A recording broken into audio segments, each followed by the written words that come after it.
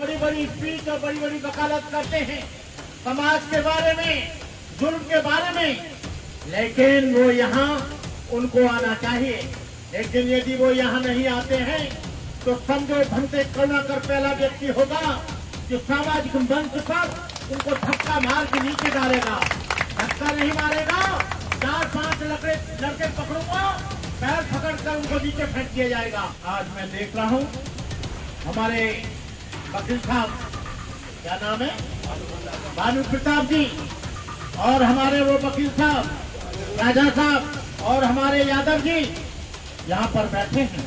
इन पर भी काम है, इनको भी घर जाना है, इनके भी बच्चे हैं, लेकिन बच्चों को टाइम न देकर इन्होंने ऋतु को अपना बच्चा समझा है कि ऋतु पर परेशानी है, हमको जाना चाहिए।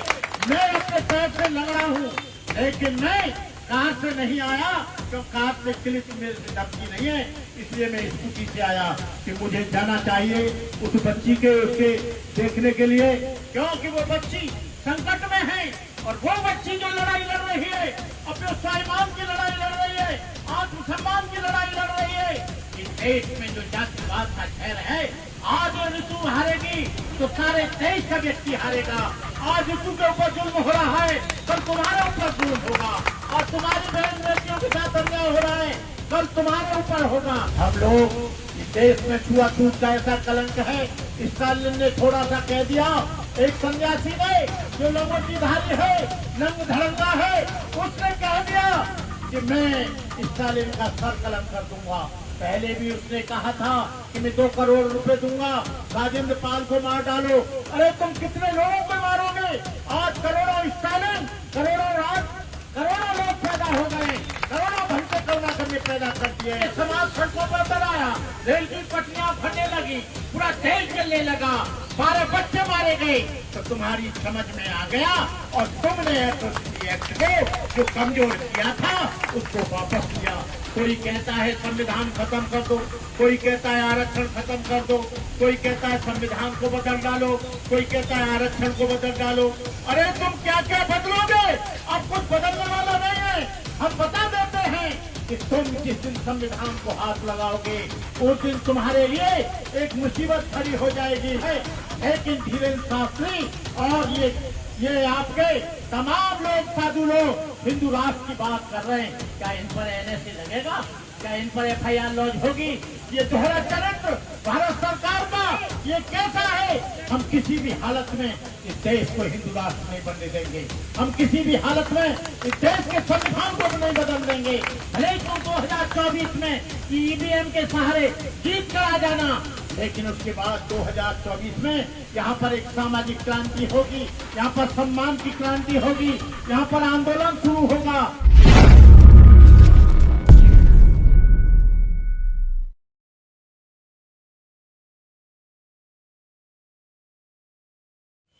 वो सोच रहे होंगे कि ये लड़की बैठ गई है, 10-15 दिन चलेगा, चली जाएगी, पानी बंद कर दो, यूनिवर्सिटी का गेट बंद कर दो, हमको धमकाओ, रात में आके पुलिस भेजो। लेकिन हम तुमको बताए देते हैं, 1 महीने तो क्या, 1 साल ये आंदोलन चलेगा, जब तक डॉक्टर ऋतु को ये पूरा का पूरा सम्मानजनक न्याय नहीं मिल जाता। यहाँ पर जुल्म होने की फहरिस्त बहुत लंबी है। ये कोई ऋतु तुम्हारे ऊपर ही जुल्म नहीं हो रहा है, जुल्म बहुत दिन से हो रहा है। लेकिन जो जुल्म सहकर बच गए, ठह गए, चले गए, बैठ गए अपने घर में चुपचाप, उन्होंने समझौता कर लिया। लेकिन हम लोग जब तक सविता रॉय डॉक्टर जो एट्रोसिटी एक्ट का, SC/ST एक्ट का जो मुकदमा दर्ज हुआ है, जब तक वो जेल नहीं चली जाती तब तक हमारा समझौता नहीं होगा। ये SC/ST एक्ट ऐसा है कि इसमें 6 महीने से पहले जमानत नहीं होती। पुलिस ने भी रिपोर्ट लगा दी, पूरा इन्वेस्टिगेशन हो गया, लेकिन अभी तक उनको गिरफ्तार नहीं किया गया। ये हम लोगों के साथ भेदभाव, झूठे आरोप लगाकर हमारे बच्चों को सस्पेंड किया जाता है। हमारे बच्चों की यूनिवर्सिटी में नहीं, छोटे छोटे कॉलेजों में उनकी मेरिट को खराब किया जाता है। मेरिट ही खराब नहीं, उनके साथ ऐसा भेदभाव किया जाता है जिससे वो मानसिक दबाव में आकर आत्महत्या कर लेते हैं, फांसी पर लटक जाते हैं। इस बात का जिम्मेदार वो बच्चा नहीं होता, इस बात का जिम्मेदार वो होता है जो उसके ऊपर जुल्म करता है, जातिगत आधार पर उसका उत्पीड़न करता है, जातिगत आधार पर उसको सताया जाता है, जातिगत आधार पर उसको नंबर कम दिए जाते हैं, जातिगत आधार पर उसके साथ भेदभाव किया जाता है। लेकिन डॉक्टर ऋतु, तुम झुकना मत, हम लोग पूरा देश तुम्हारे साथ है। हमने यूनिवर्सिटी के कई प्रोफेसरों को बातचीत की है, वो भी समय आने पर आ जाएंगे। आप चिंता मत करो, ये जुल्म कोई आज का नहीं है, हजारों साल का जुल्म है। लेकिन जो लोग पढ़े लिखे लोग हैं, जिन्होंने शिक्षा श्रेणी का दूध पिया है, वो कभी झुकेंगे नहीं, टूट जाएंगे, लेकिन अपने वादों से मुकरेंगे नहीं। ये मैंने कई यूनिवर्सिटियों के प्रोफेसरों से बात की कि तुम क्यों डरते हो, लेकिन तुम अम्बेडकर मंच पर जाकर, अम्बेडकर जयंतियों में जाकर, सामाजिक मंचों पर जाकर, मैं कई प्रोफेसरों को जानता हूं, दिल्ली यूनिवर्सिटी के लोगों को, जो बड़ी बड़ी स्पीच और बड़ी बड़ी वकालत करते हैं समाज के बारे में, जुल्म के बारे में, लेकिन वो यहाँ उनको आना चाहिए। लेकिन यदि वो यहाँ नहीं आते हैं तो समझो भंते करुणाकर पहला व्यक्ति होगा जो सामाजिक मंच पर उनको धक्का मार के नीचे डालेगा। धक्का नहीं मारेगा, 4-5 लड़के पकड़ूंगा, पैर पकड़कर उनको नीचे फेंक दिया जाएगा। ऐसा नहीं है। तुम मंच पर, समाज पर के मंच पर जाओ और समाज का सम्मान पाओ, लेकिन समाज पर जुल्म हो तो चुपचाप तुम भीगी बिल्ली की तरह चुप बैठे रहो। क्या यहाँ के MP MLA जो रिजर्व सीट से आते हैं, क्या उनको पता नहीं है? कुछ लोग इतने चालाक हैं, राजनीतिक लाभ के लिए जब उनको भीड़ दिखाई देती है तो वो अपना लंबा चौड़ा भाषण ठोकते हैं और भाषण करके गाड़ी में बैठकर चले जाते हैं, लेकिन वो सहयोग के नाम पर एक कदम भी सहयोग तो नहीं देते हैं। चलो पैसा मत दो, लेकिन कम से कम तुम अपने लोगों को यहाँ भेजो, कम से कम अपने वॉलंटियर भेजो, कम से कम तुम 1-2 दिन में चक्कर लगाओ। लेकिन जब उनको दिखती है कि ऋतु, डॉक्टर ऋतु के यहाँ भीड़ आ रही है, चलो भाई अच्छे पढ़े लिखों की भीड़ आ रही है, हमारी पहचान बनेगी। आज मैं देख रहा हूँ हमारे वकील साहब, क्या नाम है, भानु प्रताप जी, और हमारे वो वकील साहब, क्या नाम है उनका, राजा साहब, और हमारे यादव जी यहाँ पर बैठे हैं। इन पर भी काम है, इनको भी घर जाना है, इनके भी बच्चे हैं, लेकिन बच्चों को टाइम न देकर इन्होंने ऋतु को अपना बच्चा समझा है कि ऋतु पर परेशानी है, हमको जाना चाहिए।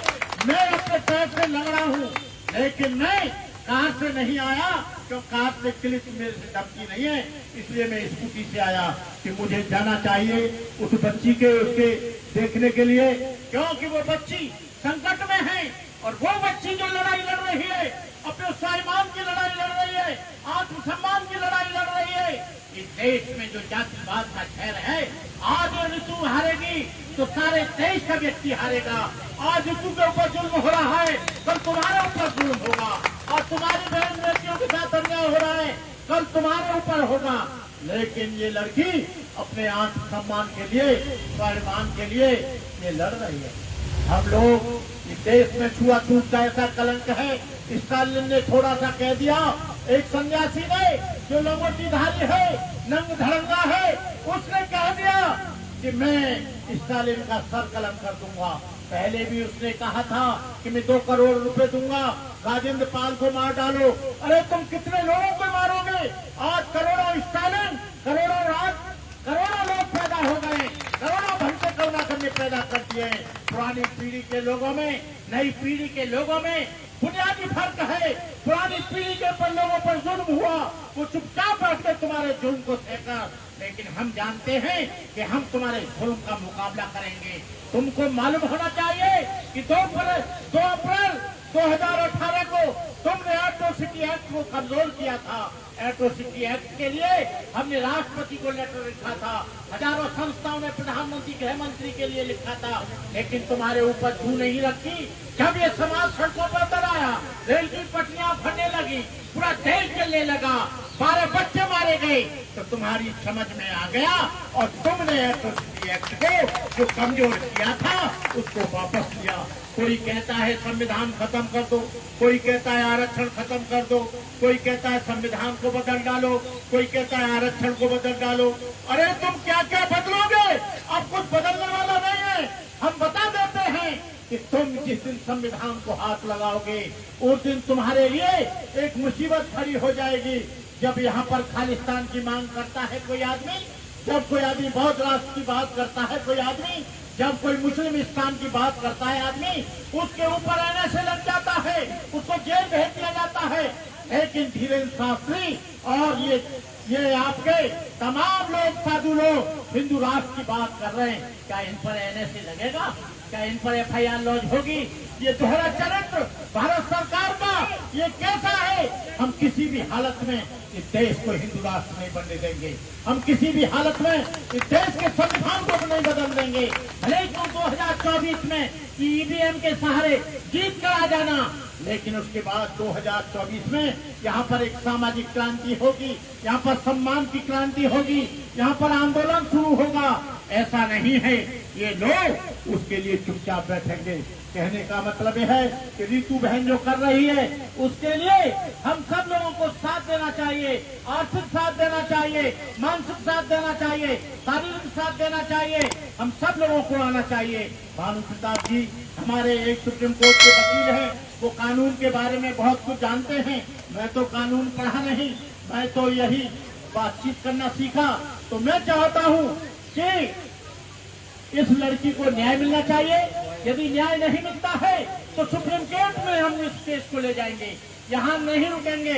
यदि इन्होंने 10-5 दिन में नहीं किया तो हम इस केस को, जो FIR हुई है, जो उसमें चार्जशीट लगी है, उसको हम सुप्रीम कोर्ट से कराएंगे और हम लोग इसे जेल में पहुंचाएंगे। जय भीम, नमो बुद्धाय, जय भारत।